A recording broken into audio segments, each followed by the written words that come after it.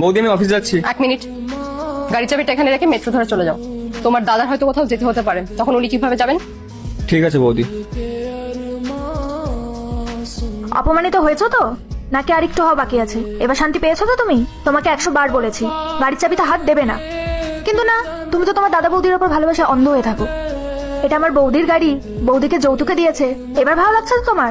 আজকে গাড়ির চাবিতেও হাত দিতে না করে দিল। আরে তোমার তো কোনো সম্মান নেই, অন্তত আমার সম্মানের দিকে খেয়াল রাখো।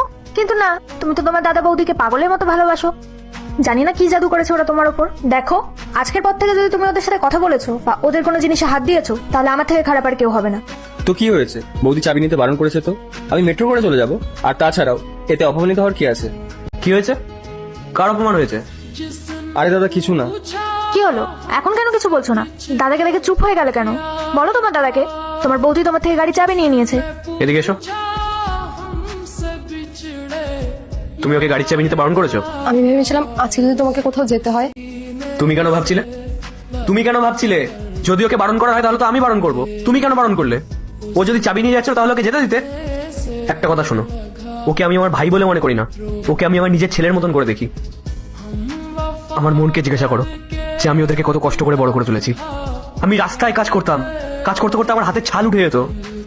আমার ভাই বোনেদের দিকেও যদি কেউ চোখ তুলে তাকাতো না, তাহলেও আমি তাদেরকে ছেড়ে কথা বলতাম না। আর তুমি ওকে চাবি নিতে বারণ করে দিয়েছো। কেন বারণ করেছো? কেন বারণ করেছো তুমি? ও যদি আমার জীবনটাও চায় না, তাহলে তুমি সেটাও ওকে দিয়ে দেবে, আমাকে একবার জিজ্ঞাসাও করতে হবে না। আর রইল পরে ছোট বৌমার কথা, ও তো তোমার থেকেই সবকিছু শিখবে। এই যে তুমি এইসব কিছু করছো না, গাড়ির চাবি রেখে দাও, মেট্রো করে চলে যাও, কোনো কিছুতে হাত দেবে না, তোমাকে দেখো ও এইসব কিছুই শিখবে। ছোট বৌমার এসি আমরা ইউজ করি, ছোট বৌমার সোফা আমরা ইউজ করি, ওর সব জিনিসপত্র আমরা বার করে দিয়েছি, এমনকি ভেঙেও ফেলেছি। কিন্তু তাও একবারের জন্য আমাদেরকে এই কথাটা বলেনি যে আমাদের জিনিসপত্র তোমরা কেউ হাত দেবে না। তাহলে তুমি ওকে কি করে গাড়ির চাবি নিতে বারণ করলে? হ্যাঁ, আমি তোমাকে জিজ্ঞাসা করছি, তুমি ওকে কি করে গাড়ির চাবি নিতে বারণ করলে? আমার ভুল হয়ে গেছে, আজকের পর থেকে কোনো নালিশ তুমি আমার নামে শুনতে পাবে না। আর যেন নাই শুনতে পাই। ও তোমার দেওর না, ও তোমার ছোট ভাইয়ের মতো। আর ছোট বৌমা, ও তোমার বোনের মতো। বুঝতে পেরেছো?